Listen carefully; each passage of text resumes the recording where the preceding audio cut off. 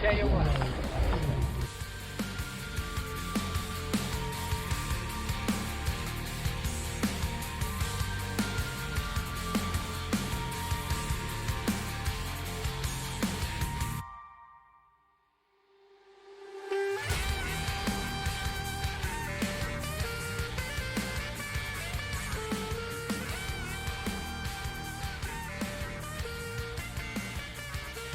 Hello, Nathan. Hello. What, How's it your going? snake? What? You said I hate when it sneaks up on me like that. No, like the like when it's full and I have to go back and delete episodes and when we can't record. Freeing up space to start the Retic Lounge. Yeah. So first week back, we got back in last week. Now we're on episode 123. And how are you feeling? Like getting back Feeling into good. the groove and swinging things. No, it's good. I'm enjoying it. Yeah, likewise. Also did an episode of the Conjure Lounge. By the way, I'm going to be talking to one of our Patreon members about potentially opening up a colubrid podcast on the channel. So I think that's going to be cool. Hopefully we can work out the details and get that all situated. Who is it? Who I think it is? I think so. Okay. We'll talk later. Not Todd. Oh, That's who you were thinking? for a second. Yeah, that would have been cool. I mean, maybe they can co-host. But anyways, yeah, more details to come down the road. But again, welcome everyone, episode 123, and we have an awesome episode for you guys this week. We have Jennifer with Mod Exotics on, kind of talking about like a new breeder spotlight. She has produced about 3 to 4 clutches now. She has amazing animals, and I haven't... Nathan, I the very first time that I ever went to Arlington NERBC, probably about 3 years ago, at this point, I stopped by her place to maybe I was no, I had already sent her the animal, but I was going by just to check her collection out, and I got to see her husband's chondros that were there as well. Mhm. Some of the best chondros that I've seen, and so I definitely need to try to find a time to make it back out there because her collection's only getting nicer, better. I think she just picked up a really sexy snow from the Snow King himself, I believe. But I'm excited to talk all about retics. We got another like retic episode and retic person, so I'm excited for that. Yeah, me too. We've kept it pretty Retic centered for the first 2 episodes, which is a little unlike us. We've been doing a lot of like, well, I mean, the book club too. So Yeah, I that's like next getting, week. So that's going to be 3 to start the year. yeah, I like getting back more into like the Retic centered side of this. I unplugged like in our last like 2 to 3 months of us being doing the podcast before December. I kind of unplugged from social media a bit, like in the retic world. I'm trying to plug myself back in, see what's going on, so that way we have more. I like in order for me, I think to like come up with retic episodes, I need to be plugged into the community, and so I'm making an effort to try and do that more. Yeah, I need to do that a little bit more, but I've just been plugging myself back into my animals, just spending more time like whenever I can. So Exactly. it's been nice. Yeah. All right. So before we jump in, we do want to give a huge shout out. I am repping their shirt right now, Cold Blooded Cafe. Again, if you guys have not used this code before, use code Reptile Lounge 20 for 20% off on your first order. When you use that code, save yourself a good penny. Go buy a bunch of animals, get 20% off, use their free shipping code as well. And yeah, I mean, I love Des. I love Chris. Thank you for all that you guys do. I got a shipment coming in this week. Hopefully they still got some delays because of the holidays and stuff. But I think I put an order for like 100 chicks because that's what my anaconda is eating right now. So I need to feed chicks and got to get more mice for the chondros and yeah, because of the holiday shipping, I just got my rabbit order, but that's for the bigger stuff anyway. Yeah. And ready to make my CBC order. Yeah. Man, my food bill's too much. Anyways, before I get depressed and go down that rabbit hole, let's bring Jen on. Whether you've poured your heart and soul into your reptile business or you've just begun your business journey, AE Foundry has you covered with next level expertise in graphic design, motion graphics, videography, photography, and so much more. If you've been dying for a new logo for your reptile business, motion graphics for your current logo, a new website, or need assistance making your video podcast come to life, then listen carefully. AE Foundry's mission places storytelling at its core. AE Foundry believes that a distinctive story and background are the driving forces that set your brand apart. In today's market, consumers seek more than just products. They crave a connection built on trust with the brands they cherish. AE Foundry is committed to empowering small businesses and fostering authenticity that resonates with their consumers. Reach out to them and let them help you craft a visual narrative that helps establish a genuine and lasting connection with your audience. To contact AE Foundry, email them at aromero@aefoundry.com or on Instagram at AE Foundry. When it comes to housing your retics, trust me, you're going to want an enclosure that will be just as strong and durable as your reticulated python. The Heartland Reptile enclosure is next level tough and will outlive you and your retic by several generations. Heartland Reptile enclosures are designed and manufactured out of powder-coated aluminum to provide the highest quality and longevity available in the reptile enclosure. What makes them even better is they are lighter than your PVC and plastic enclosures out there and are extremely tough. Stop playing around with plastic enclosures for your large constrictors and step up your enclosure game with the Heartland Reptile enclosure. To inquire about one of these enclosures, speak to Jordan himself at Heartland Reptiles on Instagram, Facebook, and on TikTok. Here on TRL, we preach about the importance of using hooks, feeding tongs, and other tools with your reticulated python all the time. Animal Equipment by Stoney not only has all the tools you need for any snake you keep, but they have the absolute best hooks on the market. What sets Animal Equipment by Stoney's hooks apart from the other guys is their polycarbonate hook ends that provide a warm feel that won't disturb or bother your retic, ensuring a positive interaction from the get-go. Since 2008, AE Stoney has been supplying zoos, herpetologists, and other animal professionals with their tools. It's time for you to step your hook game up and buy an AE Stoney hook.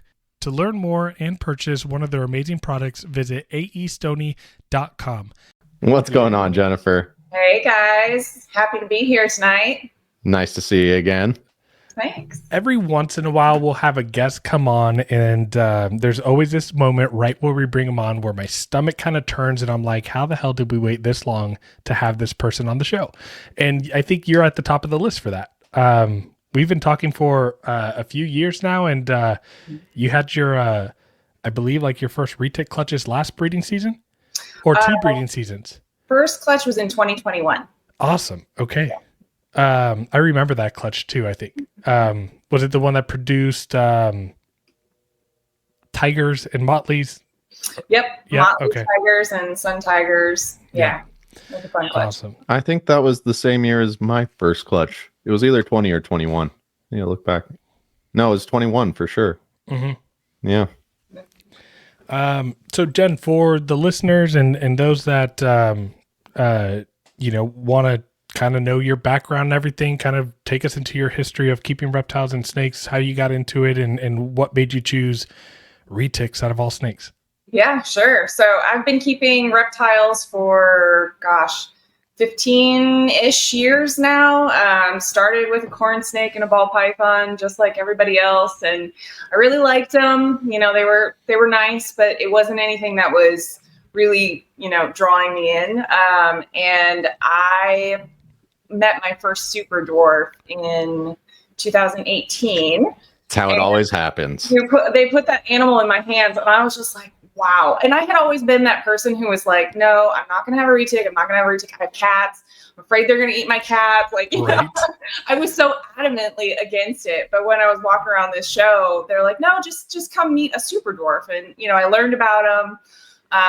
And the rest was kind of history. I picked up that snake at the show, which, do as I say, not as I do. You should always search first. Yep. I do that I say that all the time. Yeah. So, ended up grabbing her, and, now it's kind of snowballed into breeding, and I've got some really cool animals here. I'm still focused primarily on the Super Dwarfs. I do have a couple of mainlands in my collection as well. And I do breed crested geckos, corn snakes, and king snakes as well. So I've got a couple other like fun side projects going on. But the primary focus is really my super dwarfs. You've produced MBKs before, right? Or you have them out? Yeah. Okay. I produced MBKs this year, some really cool California king snakes and some corn snakes too. Do you have any babies available? I do have babies available, so hit me up. Okay. Typical Lucas shopping Typical on the me. podcast. Jennifer, I don't know if you've watched and tuned in lately, but I went from being a strictly retic guy for 5 years, and over the last year, I've probably increased my species by like 7. So it's been fun. 5. That's awesome. I love it. I'm in my kid stage again. Like I'm enjoying the just having pets and having cool animals. They're fun. I mean, like the little baby cresties, I haven't listed for sale anywhere, or I hadn't until about last week. Because Steven's going to feed them to the chondros. Oh, no. No. Don't feed my baby.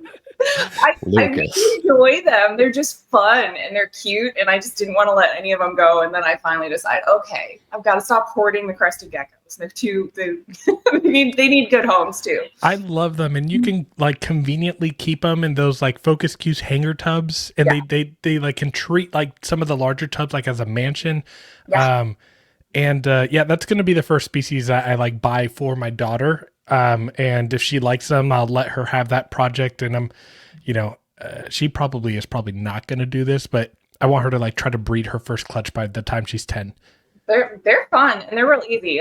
So we can talk later. I've got some available. Awesome. Yeah, I would love that. Cool. So, I mean, if you don't mind, you said the rest is history when it comes to retics. What projects are you currently working on? And I guess like I'm curious for you. Did it always start off with like super dwarfs? Did you have a vision of what you wanted to work on, and then like has that changed? I'm kind of curious like where your focus has gone and like what you are, if you have a focus even. Yeah, so it's kind of evolved over the last several years. Originally, I just wanted to make super dwarfs and pretty snakes. And at that time it was like, ooh, that's pretty, piece of candy. Like I want this one, I want that one, they're pretty. And over time, I think my focus has narrowed a little bit more to specific projects, those being locality projects. I've got madus and karampas that I'm trying to produce. I also am focusing on snows, purple snows and orange glow snows. That's the other big project that I've got going on. We lost Nathan. Yep, keep going. So, actually, hold on. You just nonchalantly, casually went over. I have madus, I have karampas. It's like, okay, like let's stop there for a second. I'm a locality snob. I mean, having karampas and see you again, Nathan. Having karampas and madus in your collection, that's a huge deal. It's pretty exciting. I've worked really hard to get my collection to where it is, and like when I was sitting here backstage waiting, to come on, I'm just looking over at my animals, and it's like, okay, that's straight fire. Like it's just such good stuff in my racks, and it makes me really proud. I don't ever want to be. Hi, Nathan. Welcome back. Fingers crossed I don't leave again. I don't ever want to be, an elitist in any way, but I am very proud of the animals that I've got in my collection. I mean, you have a great foundation. You have some of the most in-demand and popular super dwarf localities that are also just stunning. I have a question for you. I'm curious, what's your growth and size rate of the karampas compared to like the Calato or the madus that you have? It's insanely slow. Really? So funny enough, they're paired right now, right down here next to me. The karampas have been locking. The female is no bigger than 5.5, 6 feet, maybe. That's awesome. She's 4 years old, and collectively, the two of them together probably weigh 4 or 5 pounds at the most. That's awesome. I mean, that's both animals. They are tiny. Like you can't even imagine how tiny they are. And I have been feeding the heck out of that female to try to get her to grow. Oh, I bet. So she actually got to a point where she was getting kind of fat. So I had to kind of back off because she wasn't just getting bigger.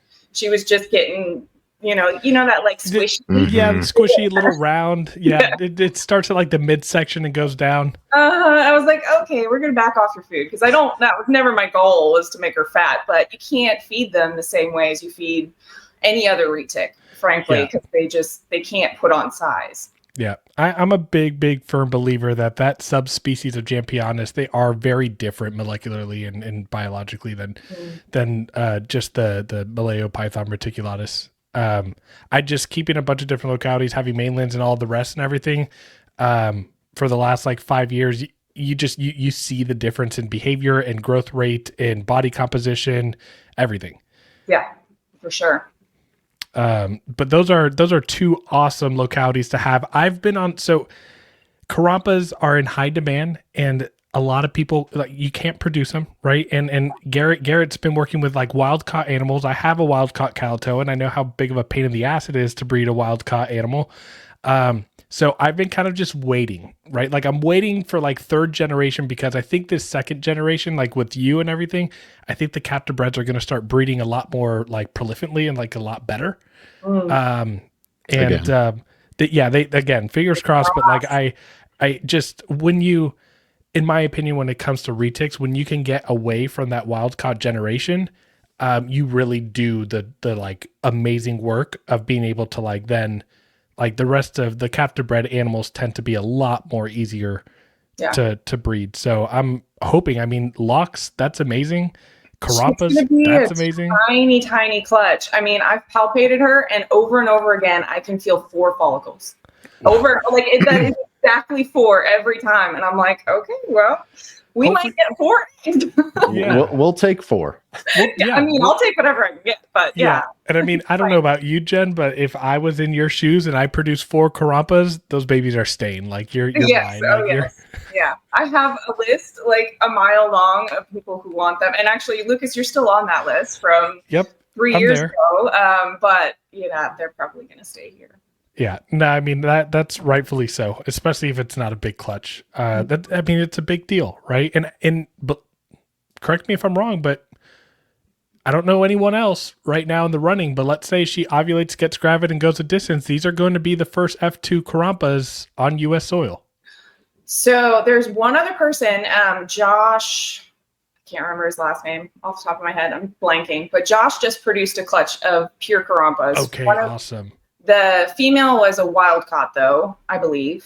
One of them is a wild caught, one of them is an F1. I can't remember which way it went, but so there are some Karampa eggs on the ground right now. I hope they're doing well in his incubator. Awesome. Because I am huge. So excited for anybody to produce Karampa. That's awesome. We definitely need more here. I think he got like 12 eggs, too. Oh, nice. Crazy. Okay. Yeah. Awesome. Okay, cool. I'm excited for that. Okay, so sorry, I kind of just like sidebarred into the Super Dwarf localities, but you talked about project and you were starting to jump into snow. Yes.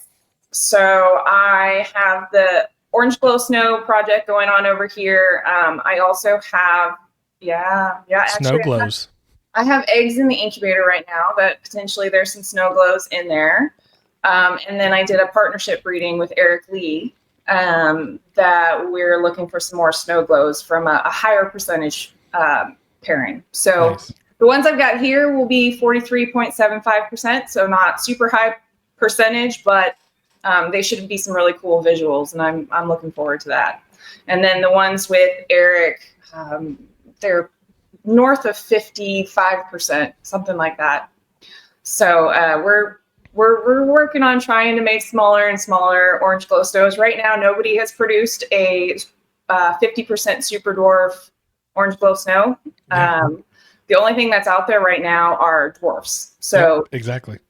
Yeah, we're trying to move that project forward. I've got some pretty great foundational animals here to continue to progress that. Will you ever try to isolate the Indo caramel from the orange glow and go the snow route? Yeah, there's a few people working on that right now.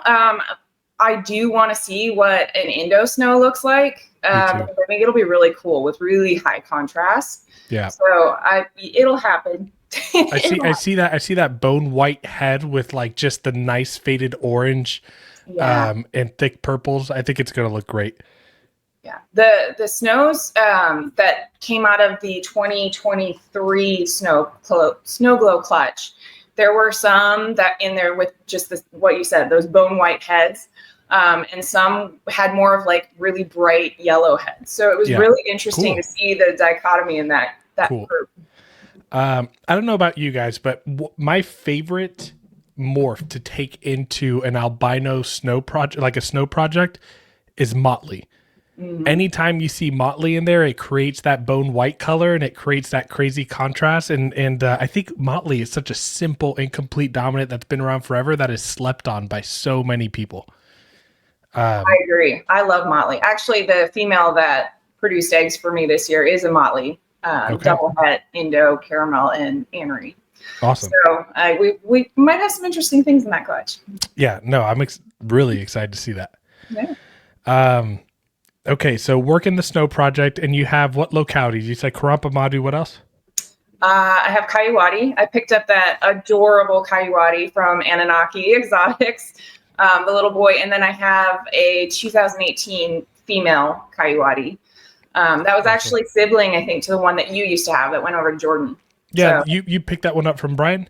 Yeah. Yeah, so that's the 100% het Anery as well, like mine.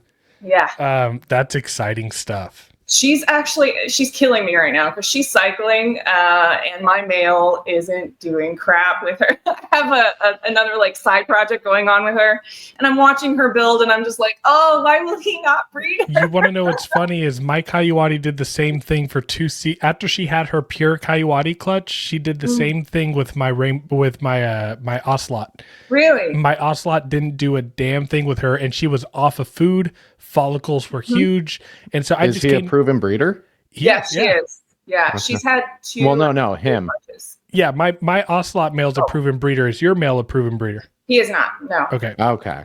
He's 4 though. He should be ready. Yeah, no, my male was proven, had produced a clutch the year before, and I don't know. I'm wondering if he just is prejudiced towards super dwarfs because he's a mainland, and he doesn't. You know, Lucas, it's funny that you say that because the male I'm trying to breed is a mainland as well. There you go. See, I'm not crazy. Yeah, that's when it didn't hit for you, huh, Lucas, with the Ocelot? Yeah, no, my male's he's driving me crazy. He produced a clutch with the mainland tiger that I had. He didn't prove out het Indo, and then I've taken him to a pure super dwarf off of food. I took him to the pure Kayuwadi, who was off of food, wanted nothing to do with either of them. And I was like, what is your problem? Like, so this year he's going to, once my ternate goes off of food, he's jumping in there and who knows, maybe that'll be like the debate ender of ternate being dwarfs, and we'll just call them mainlands if he ends up breeding her. He just has a type. He just has a type, right? Yeah. And what's funny is at the time he was literally like 4.5, 5 feet long. He was like 11, 12 months old, and he was breeding with a 13-foot mainland tiger. Sometimes when they got it. Right. Oh man. So, do you mind? I don't know how like guarded you are on the project, but what mainland do you have in there with the Kayuwadi? He's my OGS male, that really bright orange one that Aubrey produced. Yes. I was going to try to make some really colorful het OGSs that are 50% Kayuwadi. That's a great pairing. No, but he's not doing anything, so she's just sitting there miserable. I can stick my hand in there tonight, and she wouldn't react. She hasn't eaten in, I don't know, 6-7 weeks, something like that. She's off. You know, and when she's not off of food, does she have a savage food response? Because my Kayuwadi female did. Yes. She's a big girl, too. She is a solid 12 feet. Like, she is a big girl. She's strong, too. It amazes me. Every time I take her out, I'm just like, the power in her muscles is just so impressive to me. Mm-hmm. Yeah. I tend to tell people when they tell me about, like, Kayuwadis and stuff, I tend to tell them to, like, expect Jampea-sized animals, but Kayuwadis, they just got that like density to them. Like they don't feel like a Kalatoa. They have a lot of density. They're strong. As a matter of fact, she was on the top enclosure of a stack that I had, and she got like up on top of it and behind it, and just her muscles, when she got behind, she pulled her enclosure forward, and I had to catch it like right in front of me. Oh no. This is a 6-foot enclosure that I'm holding like this. And fortunately, James was like, "Oh crap!" It came over and like pushed the enclosure back with me, but I was holding this enclosure with the glass like smacked up against my face. Do you think she could have done that to a Heartland? Easily, the Heartland's lighter. Now, if it fell, I'm sure the Heartland would have been fine. My ABS enclosure probably not, because it's at that point. I mean, the top of it is Those are pretty tall. Up. Yeah. You saw what cage she was on. Yeah, she almost sent that thing tumbling down. But yeah, no, I love my Coyotes. They're great. Yeah, they're awesome. It's a good locality. I do have also a TK line and another the Kalatoa from you, and another Kalatoa as well. Awesome. So a few different pure super dwarfs to kind of circle back to what we were talking about. Yeah. So I mean, Madu, Karampa, Kalatoa, Coyote. Do you ever plan to dip into the like Jamps or the Solayers? Like, you ever plan to go the step up with the localities? Probably not. That's fair. I'm kind of space restricted, actually. Actually, what's going to be happening, and I just placed a big order with Focus Cube, sent them a check today. This is all going into a separate room. So there's going to be a condo room in our house. And I am going to line this wall out with retic cages. So I get to have both sides of the room. I'm super excited. Taking over. Yeah, and my husband is excited too. You guys talked about that when I came over. You're like, yeah, that room in the corner over there. That's going to be the condo room. So I'm glad that's happening. Yes, we're very excited. The teenager moved out, so that room is being taken over. And my husband gets to have his very OCD chondro room. Oh my gosh, it's going to be probably one of the most beautiful rooms in the country. If knowing him and how he likes his stuff, I mean, he is meticulous to every detail. But absolutely, yep. Yeah. Oh man, that's going to be exciting. And you get to grow. You get more cages. You get some upgrades. Right. Yeah, I'm going to upgrade some of my girls. They're ready, so it'll be good. Awesome. All right, so I'm curious. Let's talk a little bit about. I want to get into like husbandry, and I kind of want to get into like your perspective on how you keep your retics, and jump into kind of husbandry talk for a little bit. Don't be afraid to be detailed in this section. I think a lot of the times, getting to hear detailed husbandry and like what's worked for you, what hasn't worked for you, is important. Like we tend to get a lot of new listeners that come in. So we also want to thank VivTech Products for being an affiliate sponsor of the Retic Lounge. Stop by VivTech Products for the best UV spectrum lighting on the market that will enhance and improve your snake's overall well-being and health. Visit vivtechproducts.com and use the code ReticLounge23 today for 15% off. Again, visit vivtechproducts.com and use our affiliate code ReticLounge23 today for 15% off. Looking for the perfect accessories for your hatchlings or juvenile retics? Look no further than Heli Guy Serpents. Our sponsor, Chris Sexton, is coming in hot with an amazing 3D printer, creating top-notch perches and other caging accessories for your beloved pets. Enrich your retics environment with their high-quality products. Use our promo code TRL10 for a 10% discount on your purchase. Visit them today at heliguyserpents.com and start giving your pets the best. Heli Guy Serpents, the premier source for 3D printed caging accessories. Again, that's www.heliguyserpents.com and use our promo code TRL10 for 10% off all of your 3D printed accessories today. Yeah. Do you want me to just dive into what I'm doing? Yeah. Your journey through husbandry with retics, maybe. Yeah. Yeah. So it can be very controversial, and people have very strong opinions about one way of keeping versus another. Mm-hmm. And all I can do is what works best for me and for my animals. So I have tried the substrate route. I used to do cypress mulch. It was pretty messy for me. And we would get those little like wood insects and stuff. Yeah, it freaked me out. Don't like bugs much. And so, I kind of scrapped that, partly because of how messy it was, but also it was so easy for me to get lazy in cleaning, because I was like, oh, let's just, it's not hurting them. It's just kind of absorbing in. I can just spot clean. But the smell started to build up, and I just wasn't happy with that. So that got scrapped pretty early on.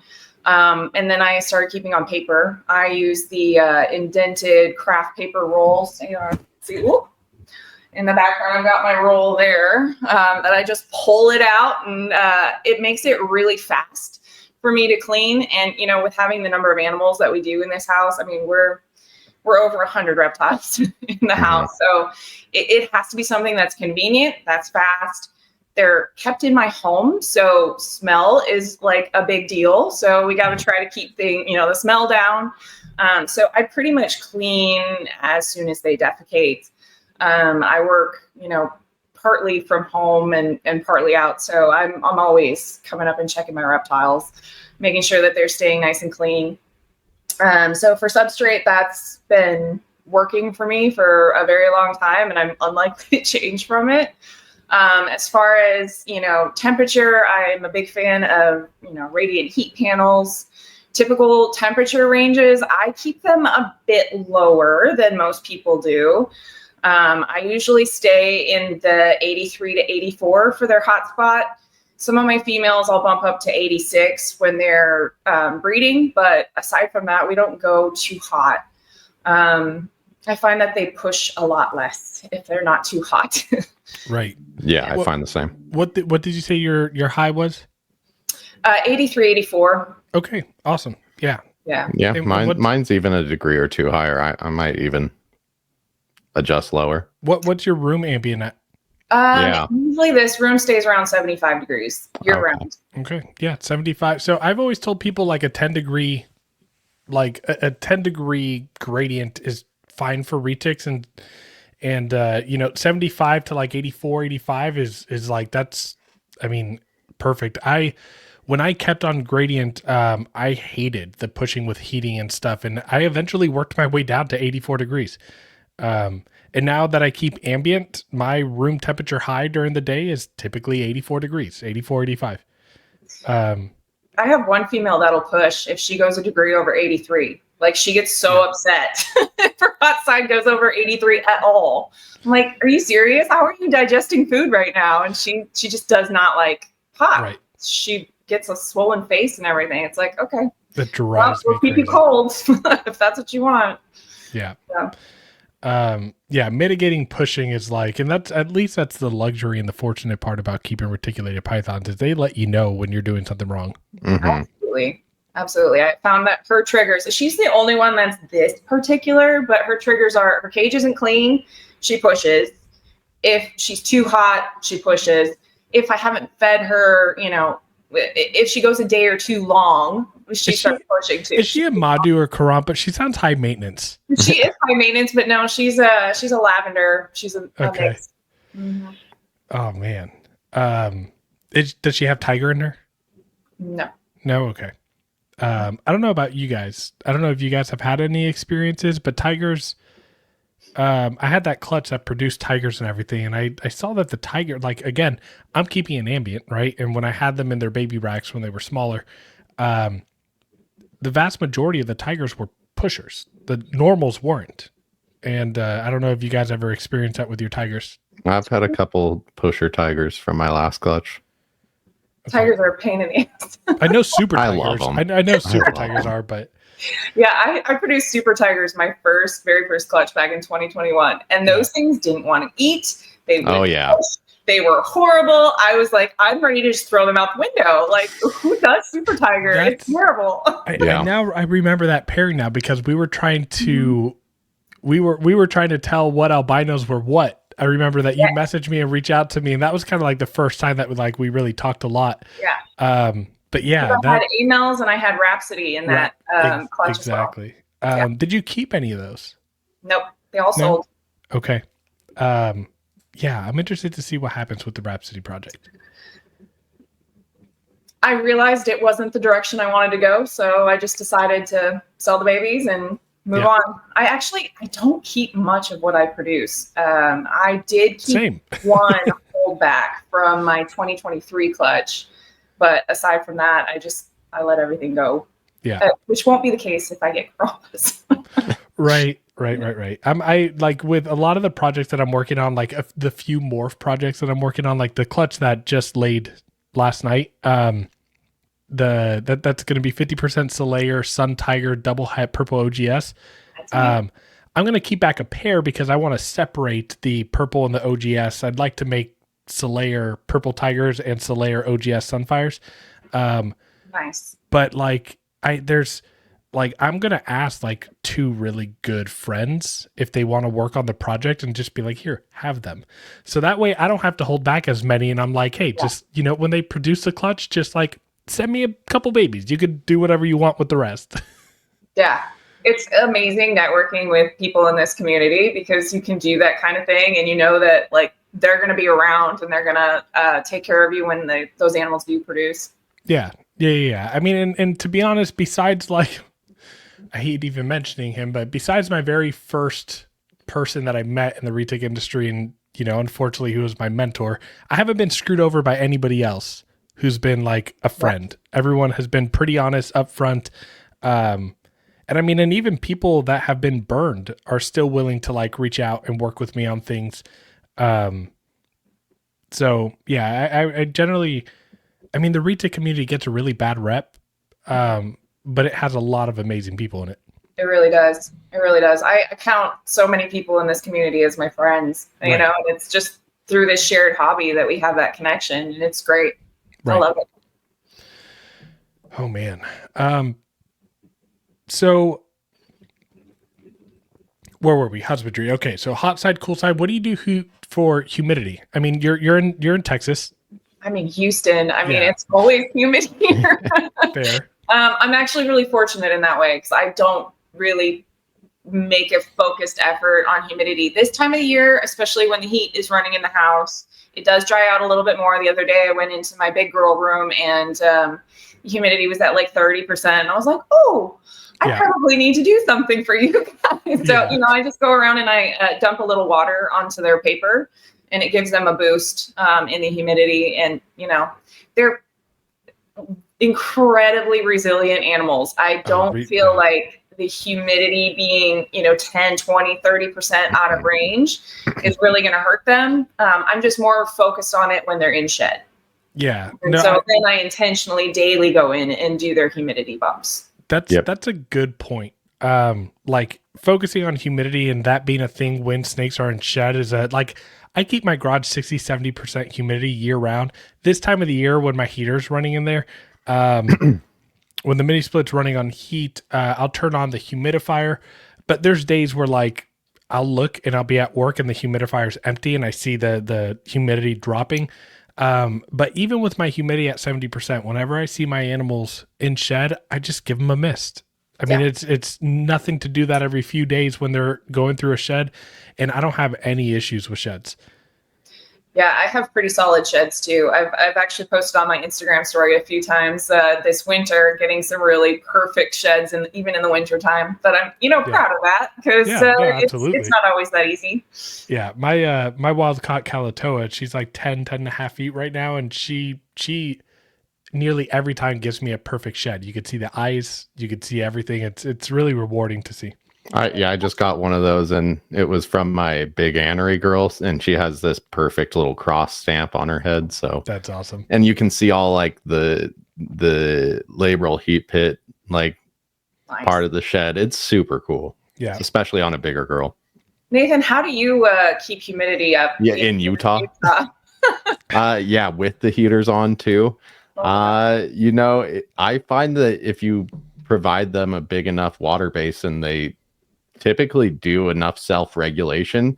If I notice a snake's not doing that, then I'm, doing the same thing, daily mistings or putting a little water on the paper, and they do just fine. You guys say water on the paper. I see you taking a big bowl and just like snake's like floating in there. If I'm really lazy, I'll just get a little water cup from like the baby baby racks, and I'll just splash a little from the water bowl. I have a shaker bottle, like a protein shaker bottle that I fill up with water, and I just dump the protein shaker bottle. Okay, that works too. Oh man. Do what we gotta do. Yeah, no, humidity can be finicky, and but what's cool is Nathan, like, and that's the really cool thing about keeping the same species in different areas of the country. Like Nathan observes his animals soaking a lot. And I used to run a humidifier, but I just found it was kind of an unnecessary over a bit of time. Yeah, which is crazy. I mean, I love my humidifier, but like the fact that your snakes will soak that's awesome. Well, I'm not getting bad sheds either. Like I'm not getting any issues. I'm typically getting full sheds. So that's wild. Yeah. They're evolving. They're mine are very far removed from the wild. They're evolving to need less humidity. No, that's really cool. Jennifer, what you talked about like holding that reticulated python when you went to the show. And it's been history since, but like there's a lot of people that get into retics, they buy a lot of them, they want to breed, they spend a lot of money on projects, and then you see them kind of selling a lot of them and they just want to keep a couple as pets. What has it been about the reticulated pythons that you've continued to just like grow in that and not want to just like kind of pause or pivot? Yeah, I think it can get really overwhelming for some people. If you don't feel the passion for the animals, like the day-to-day slog, it's a lot. If you have a lot of big constrictors that you got to haul out of their cages and clean constantly because they defecate a lot, I've seen a lot of people do that as well. For me, I find kind of like a peace and a solace in handling my animals. Like, I don't know, I struggle with anxiety at times, and just going into my reptile room and like pulling out an animal and they're just moving slow, they're calm, they're confident, they're curious. Something about that just brings my level from up here to down here. And it's really a fantastic feeling. And I don't think I've experienced that with any other reptile. And so it really just makes it fully worth it to me. I mean, you can take out a ball python and they just kind of sit there in your hand, and it's like, okay, that's cool, but you don't get that same like calming effect from a ball python or a corn snake, which I still love my colubrids and, my crested geckos, but it's not the same, the way that they kind of bring me back. So. Yeah, I have a ball python moving in, and like, it's cute, but they're cute. They're adorable. I mean, it's the same thing. It doesn't excite me like coming in and handling anything behind me, no matter what age it is. It's the same with king snakes, right? Like I love them. They are beautiful. They have cute little faces with these tiny little dark eyes. But I tell people time and time again, I probably said it like 20 times in the last 3 episodes of this podcast.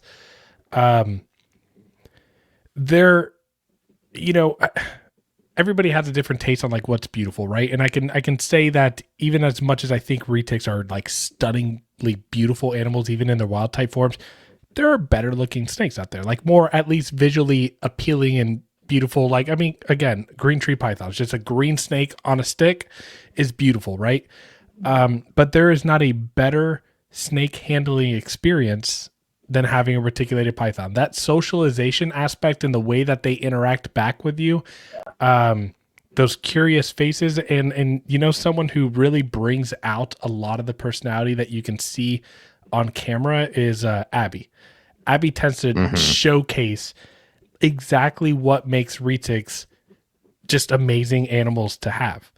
I love her for that, because we need more people to realize that they are just wonderful creatures, and they're thinking, and they're cute too. I mean, they're not just big, scary, teeth and everything. Right. No. Just like a big dog, they just need the right owner. Right.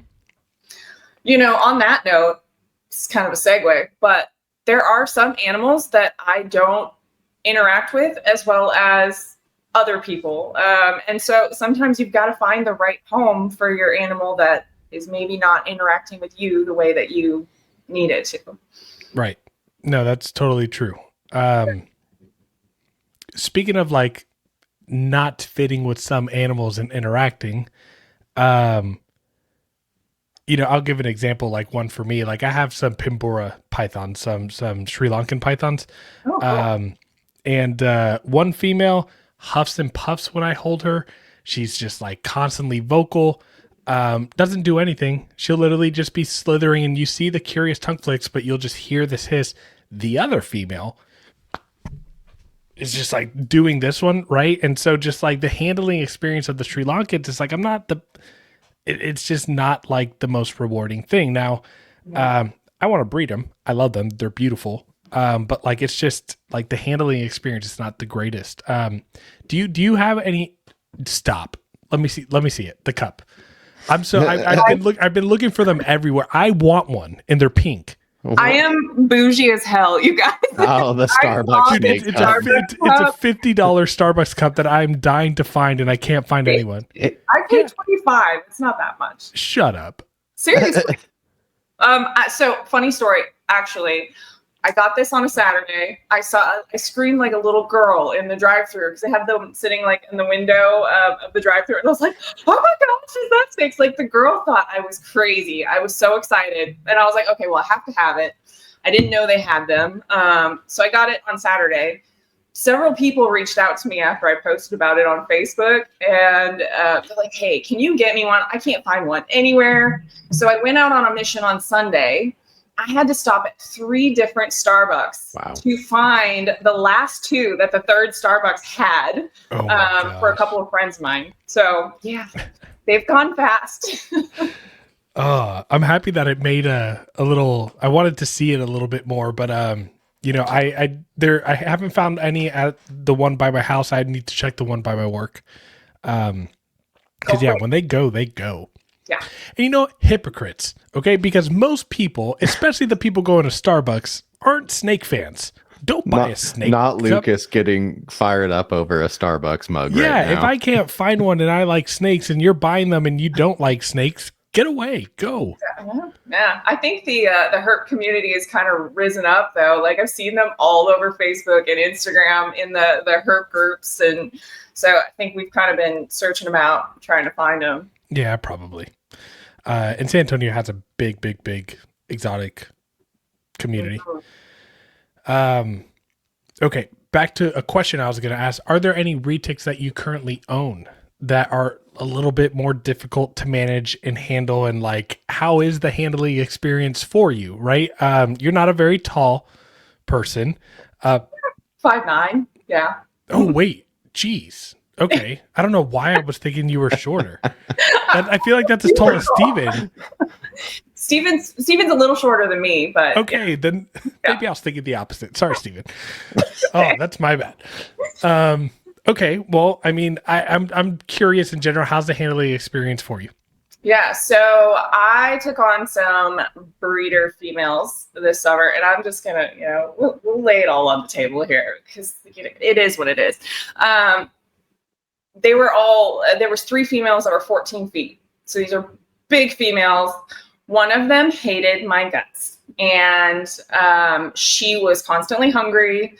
She constantly wanted to eat me. I feel like I'm pretty adept at dealing with big snakes. I used to work for a private zoo that is down the road from here. And I had like 200, 300 large constrictors, afrocs, anacondas, retics, sperms, all of those things were in my care. And I did fine with them. This female challenged me. And I am not too proud to admit that I struggled with her. And so she's actually a female I ended up sending over to Eric Lee because I said, Eric, I'm going to do this breeder partnership with you. I'm going to let you in on this project because I can't deal with her. So he's like, okay, yeah, that's fair because they're not easy to deal with when they're, you're trying to put them back in their cage and they're coming back to bite you. Like, I hate that. That is the scariest thing. And when you're they anchor onto you too. Especially when they get you by the wrist. There's times where I've had some of my Maluku region animals, they wrap your wrist and then they look at you and you have a moment in your mind. You're like, I'm fucked. Yeah. Like, exactly. Turn into Neo from the Matrix. Yeah. Right, exactly. She was just not a female that vibed well with me. And, it made it worse, probably because of my reaction too, because I became more cautious and like fearful of her, and it made her more fearful of me. So we were just in this bad negative feedback loop, and I'm so thankful that Eric was willing to take her on, because it was, I was getting to the point where I was like, this could be dangerous, because my husband's a green tree python keeper. He's not going to deal with a large snake. Like, I'm very careful when I take out the big snakes. I can see it just crossing his arms, staring at you like, nah, you got it. I mean, that's pretty much it, Lucas. I mean, he knows when I'm taking out the big snakes, and I tell him, you know, I'm like, okay, I'm taking out Amelia, I'm taking out Charlotte. So if I scream, come running with the Listerine. Like, pineapple's my word. That's your safe word. Yeah, that's my safe word. I tell Elise all the time, I'm like, hey, if you hear me in the garage yell pineapple, I need you. Yeah. So, you know, we try to do things as safely as possible, but I'm really the only one who's dealing with these big constrictors. So I didn't want to put myself in a situation where I could get hurt. That's fair. And the breeding process is sketchy, especially with a female that's not friendly.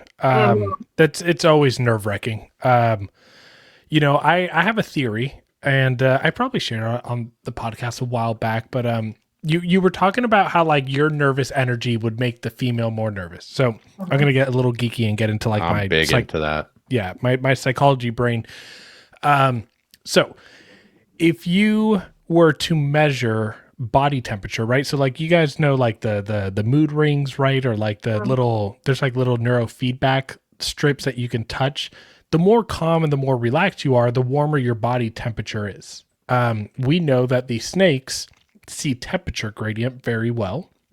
And so I have a theory that when an individual is anxious or nervous, the way that the central nervous system reacts to that like kind of fight, flight, or freeze state, is it sends blood to vital organs, and your extremities have less blood, which means the temperature of your extremities cool down. So I have a theory that snakes are, because like I can be sitting in front of a snake enclosure and be nervous, but not showing signs of nervousness, but they're still picking up on the nervousness. And I'm thinking that they're sensing our body heat and our body temperature, and they're probably associating the cooler temperature and our sporadic behavior and nervousness, and it probably freaks them out a little bit more. But I think that's definitely plausible. Yeah. You know, again, just a thought, right? Like those are like your 2 a.m. you wake up and you're like, but anyways, I digress. I'm not the only one who thinks about snakes when I'm not sleeping at night. Yeah, all the time. All the time. Well, that's good. I feel like I'm in good company. Yeah. I too often have dreams about the snake collection, especially when I'm in breeding season. Oh, it gets bad. That's the mode that I'm in right now. I'll be like 1:30 in the morning. I'm like, damn, why did I never think about doing that pairing? Like, or something happening with the eggs in the incubator. It's happened more than once. Yeah. I talk about the beauty of having an ambient setup is I don't have the phantom beeping that happens in my ear anymore. The beep from like a thermostat. Only when you go to Phil's house? Only when I go to Phil's house. But I will say for the last like several months, I had a probe go bad on a thermostat, and it was a herpstat. No, it was a herpstat thermostat, and the probe went bad. And so I had a backup, and I had a Freedom Breeder one. But I can't find the other probe for the second. It's a Freedom Breeder 2 that has 2 outlets. And so I can't figure out how to turn off the alarm, the beeping that is associated with the second probe not being detected. And so I've been listening to that beep every day for the last 6 months. It's driving me crazy. And I was like, your house has turned into the same nightmare, Lucas. It's my garage. But yeah, I mean, there's times where I'm watching TV in my living room that shares the wall with the garage, and I'll all of a sudden just start to hear the beep. Beep. Oh, I would, and I'm like, be driven mad. No, it's driving me crazy. Beep in this house, like both my husband and I are racing up the stairs so fast because of what we've got going on in here. Especially with how delicate chondro eggs are. Mhm. Oh my gosh. If I was in Steven's shoes and I heard that beep, I would panic. He treats them like they're atomic bombs, like holding the egg boxes. It's amazing and hilarious at the same time. That's why I got rid of the igloo incubator was the beeping. Yeah. There's too much fluctuation burping Yeah. the eggs and just every time. Like chondro eggs, if you look at them with squinty eyes, they die. Retic eggs, you can like water them down with hoses and they're fine. We were actually just talking about this today, Lucas, because, he wipes the condensation off the top of the lid, like almost on a daily basis. I'm sure he removes the lid like a scientist. Yeah, He's yeah. like, He's like, one drop on those eggs will kill them. And No, I'm they like, will. I mean, Retics, you can.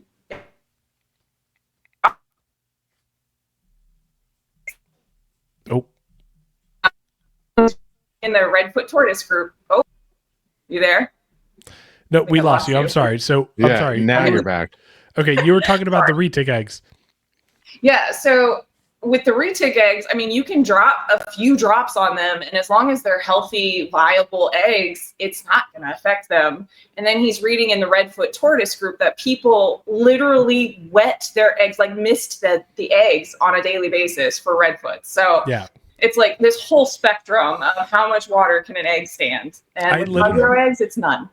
Shane and or Jane, I've been saying Shane. I'm combining James and Sean, my two employees. I'm combining them into Shane, so they're known as Shane now. But no, they'll like we'll take an egg box out and I'll latch the lids and I'll take the lid off and all the condensation just like comes on the eggs and everything. And I'll start candling them. We'll look at them and everything. They're like, "You're not going to dry off the eggs." I was like, they're good.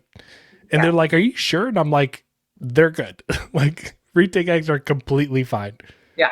I always did the OCD and like I didn't do it every day, but like once or twice a week, go in there same way, lift the lid as like carefully as I could, and then wipe it off. Well, no, and the igloo, and when I had the igloo for that first year, the most traumatic experience ever. But I like it's like they build a lot of condensation on those lids. I didn't like that. But then we had Stormageddon come. I also learned down the road it was probably a Partho clutch because my wild-caught Kalatoa then had two more Partho clutches after that. But yeah, I just you're gonna like that Coke freezer or that fridge once you're able to once it has eggs in it. Yeah. What incubator do you use, Jennifer? We have sea serpents, hot boxes. We've got two of them. Cool. We've got a 4-foot that python eggs go in, and then we've got a 2-foot one for colubrid eggs, and the cool down for the GTP eggs. So there's like a point when they're towards the end, because the seasons are opposite, the GTP season and the colubrid season. So it's unoccupied right now, except by the manaquaries. So once they need to cool down a degree, he puts them into that incubator so he doesn't have to. So he doesn't adjust the thermostat. He just puts them in another one. Yep. He literally takes them out and puts them into another one that's a degree colder. So yeah, Nathan, chondro eggs are so sensitive that the normal increase in temperature that the eggs naturally make in the incubator box towards the last like 2 weeks of developing, they'll kill themselves. Yeah. Because the eggs get too warm. So you literally have to drop your temps down by like a degree and a half in order for these eggs to not like, I don't know how they do it in the wild. Like these snakes are. If you're like an OCD, like really good moms, this person, don't breed chondros because they will make you so anxious. Yeah, you'll go crazy. Is there anyone out there that's tried or is doing maternal incubation with GTPs? Yeah, actually, there's a really old school breeder that's been. I mean, he still has some of the old school. What's his name? I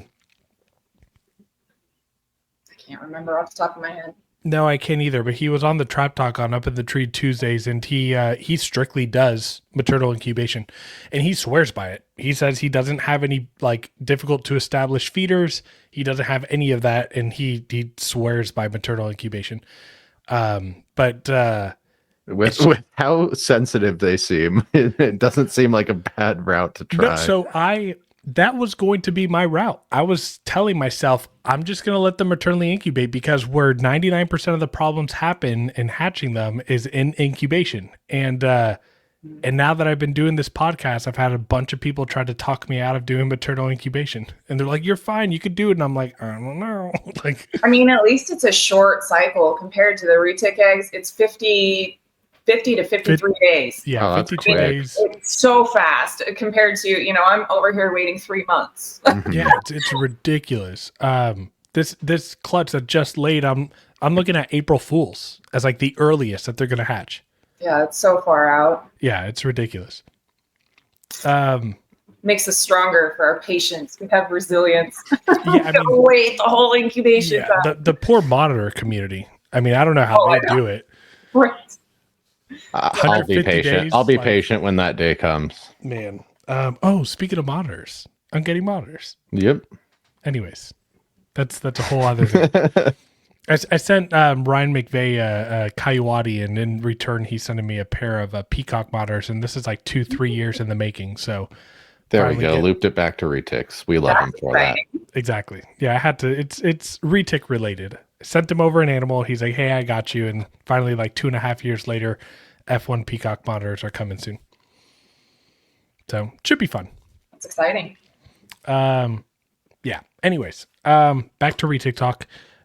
Curious, like, what are you like most excited in working with? I know that you did have some ocelot hets projects. I don't know if that's a thing that you talk about. Do you still have those? I've got something going on. Okay. I'll leave it at that. Okay. That's fair. That's fair. Whoops. Sorry. Yeah, no, that's fine. That's fine. Okay. By the way, this is all pre-recorded. If you need me to cut that out, I will. No worries. No Okay. worries. Okay, so something fun happening in that direction. What are you most excited for working with in the future, and like what are you excited to like really get your hands deep into? Gosh, I have so many fun things going on that it's hard to pick one. Honestly, just making higher and higher percentage in the recessive projects is super exciting because it's so hard to hit on like a triple recessive that makes it kind of a exciting adventure. Yeah, no, absolutely. Man, the triple. Speaking of recessive- high percentage, you have a high percentage. I can't remember if it's a male or female, but it's a female up on Morph Market right now.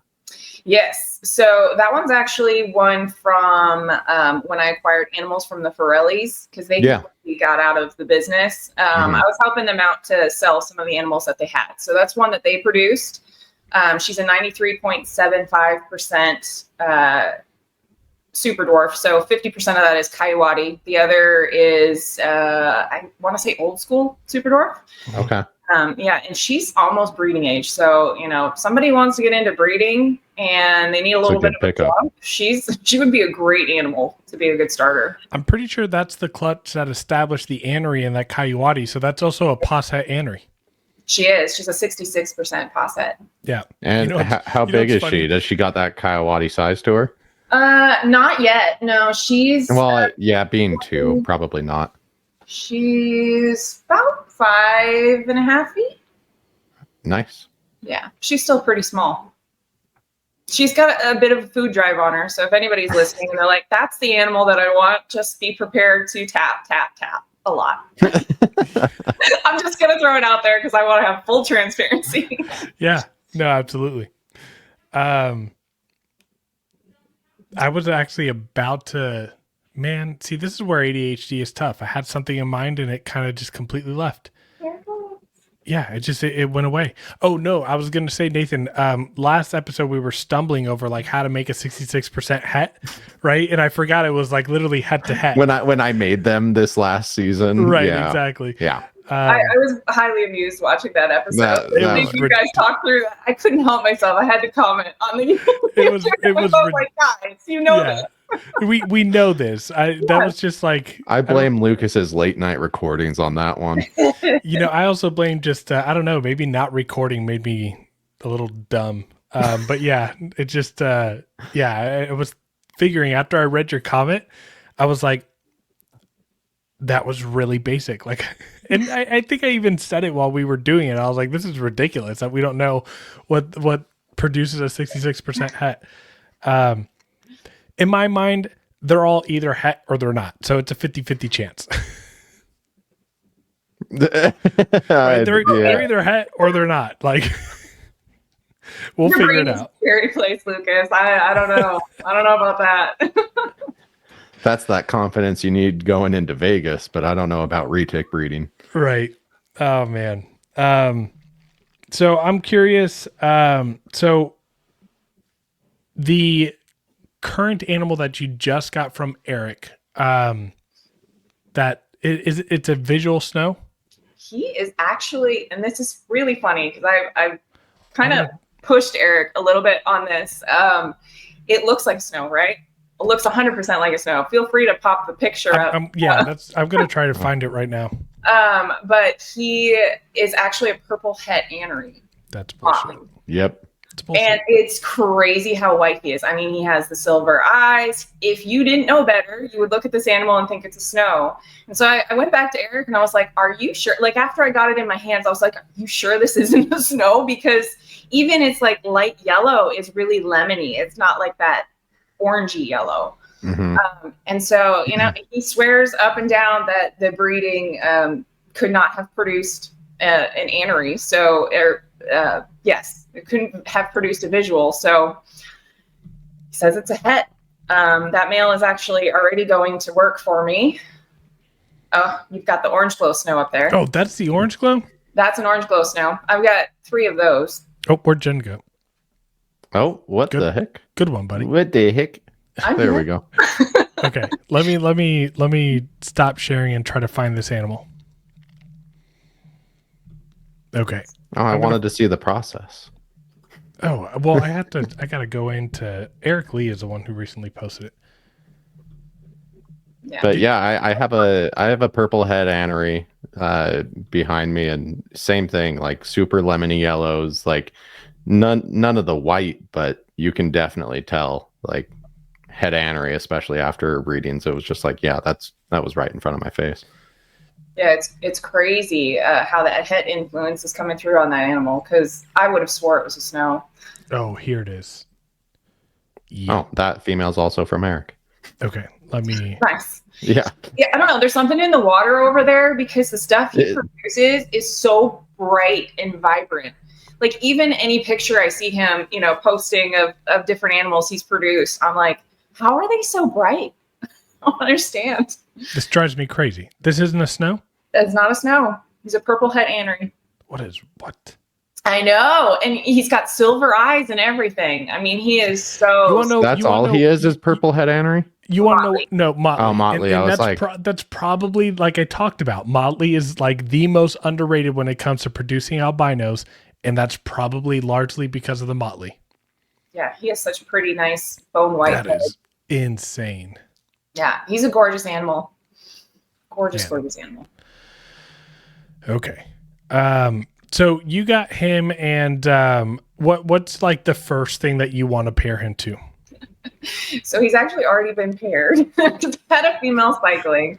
I jumped the gun a little bit, and again, this is a do as I say, not as I do, because you should always quarantine your animals properly. But I have a lot of trust in Eric, and knowing the origin, it's free of any parasite. Like it's good to go. But he is with a 75% dwarf, super dwarf. The anery, what is she? She's an anery tiger, platinum tiger, anery platinum tiger. I was blanking out on that one. To make some nice high percentage babies. Platinum, anery, tiger motleys. Ooh, that's gonna be beautiful. Yeah, especially when you have a phenotypic like expression like this just in your albino, you're set for a really nice clutch. I can't wait. Platinum tigers are great on their own, so I can't wait to see that little layer on top. She's really stunning. She was actually the one that was produced by your friend Nathan, Aspen Mahan. Oh yeah, Aspen is stunning one. girl. Yeah, he's one of the 2 people besides Richard that was responsible for getting me into retics. Actually, Aspen is the one who connected me to Eric.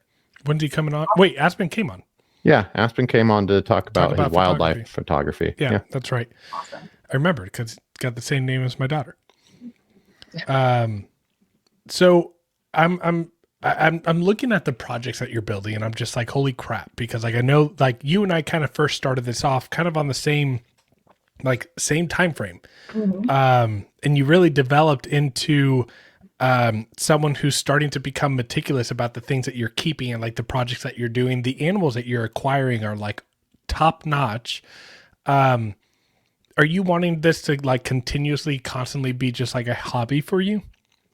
Yeah, I'm most happy when this is a hobby, frankly.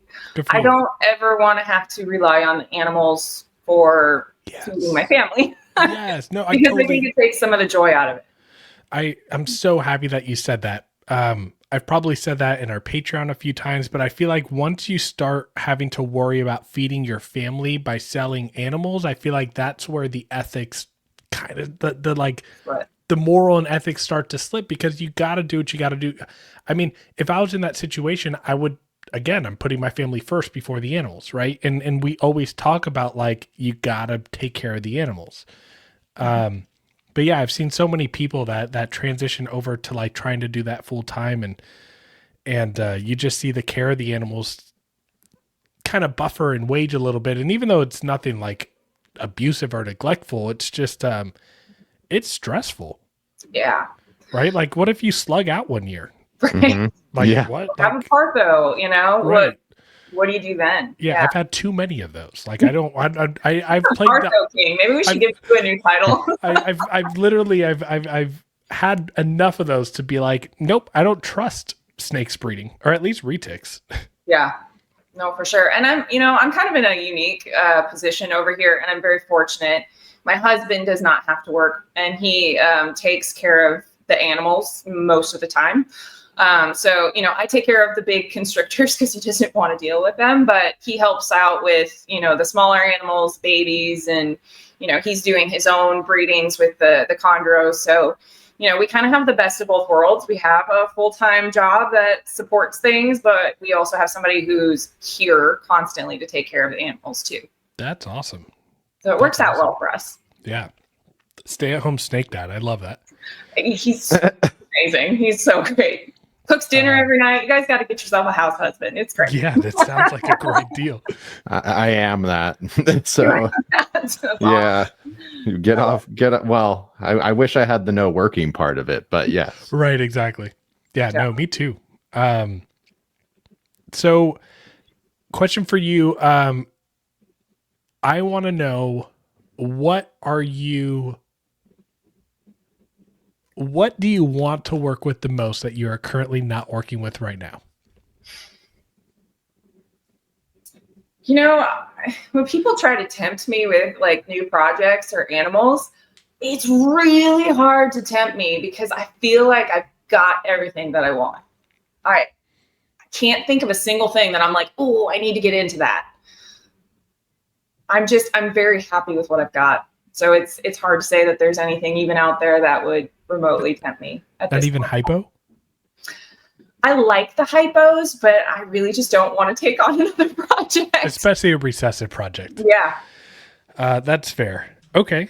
That's a really good answer, to be honest. I mean, that again just speaks volumes to having direction and vision and like staying focused and staying in that lane. One thing that I observe a lot is, especially because of social media and how much people are posting their animals, is there's this constant need for a lot of people to like get this and get that because they want to, it kind of, in my opinion, it's about like staying relevant, right? It's like, well, if I don't have this project, then like, it's, I'm not doing what other big name people are doing. And it's always nice to show off like new animals and things like that, but like that can get you into a lot of trouble, right? You can get a lot of animals. And let me tell you, you jump into retics and you get 20 of them within 2 years and they're all little. Gonna have a bad time. Yeah. And they're all little. It's all fun and dandy. But when those 20 snakes end up being, 8 to 12 plus feet, that becomes like 20 times more work and more time. It's big responsibility. Yeah. Yeah. Huge responsibility. So, take it slow. It doesn't happen. What I've built here didn't happen overnight. So, I just want to say to anybody who's watching that's getting into it, take your time. Yeah. Raise up your animals. The very first animal that I had produced for me, I got her when she was really young. And so it takes time. Yeah. I'm excited. Not this season, but next season. I'm going to be pairing animals that I produce for the first time.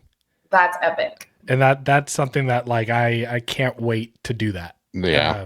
I'm excited to be able to do the same. Yeah, I'm finally working towards it. I could take my male, right? I could probably take my male Kalatoa to something, and I could feel that little success. But I think for me, it's like it's a bigger deal when like you've raised a female for 4 or 5 years, and she's able to actually produce.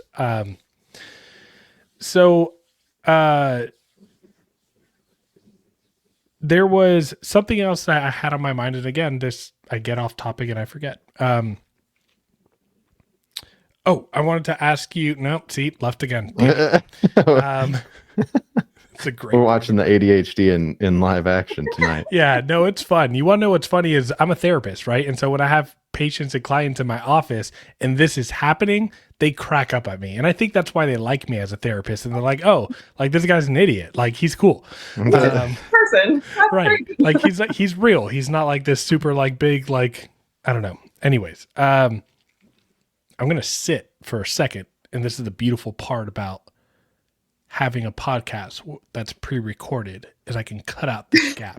The first thing we've cut out in ages is right. Lucas blanking on a thought. Yeah. Man, this is terrible. That's okay. We're thinking.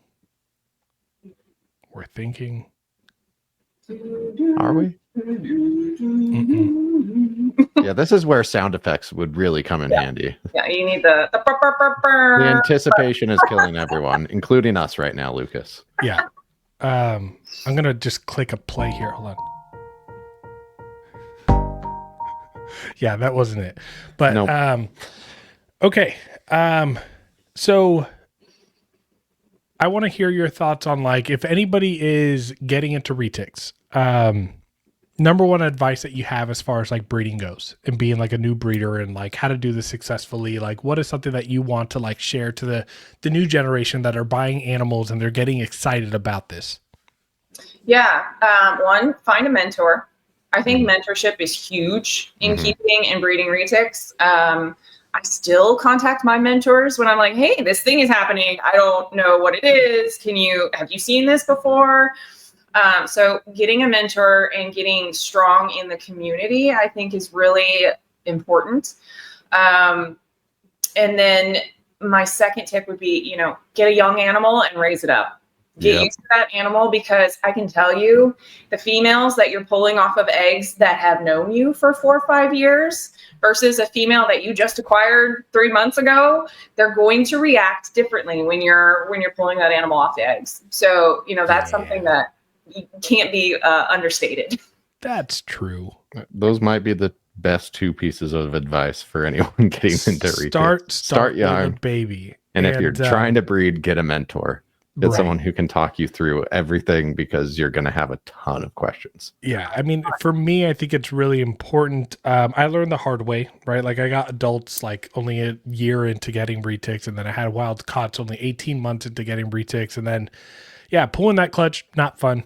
And you know what? She's better now, but that first clutch, and again, just being new and being nervous, and you're like, oh, she's a wild caught, right? Like there's already that nerve anticipation going in. But I even, I'm the days of me getting an adult retic, I'm not doing it anymore. I've had too many experiences where the learning curve is too steep. And even with the experience that I have now of keeping at times with the babies that I have, periodically over 100 retics. It's a lot of animals. So I don't envy that. No, so I have a lot of hands-on experience, even though I've only been doing this for 6 years. But I will tell you time and time again of getting adults. This layer was my last lesson, right? Like I have worked really hard to understand our working relationship. She's hungry all the time. She comes out of her cage looking for food all the time. I know how to turn off her food response, but when you get an animal, I don't care how much experience you have. When you get an animal that's 85 pounds, 13 and a half to 14 feet, and you've never had an interaction with that animal, it doesn't feel good for the first 6 months. No. Maybe there's some people that have been doing this 15, 20 years, or there are adrenaline seekers that don't care. That's not me. Like, I'm not a skydiver. I would do it. Actually, Nathan, you're going skydiving. Don't remind me. Okay. But like, I'm not an adrenaline seeker. Like, James, who works here, he likes that rush. Like, when it's time to get Bellatrix out the Slayer, he's like, let me do it. I'm like, go for it. Like, have fun. Opens up the tub, puts the hook, bites the hook, wraps it. She's halfway out of the enclosure. And then after she realizes there's no food, she's just like slithering right onto us. And it's like, okay.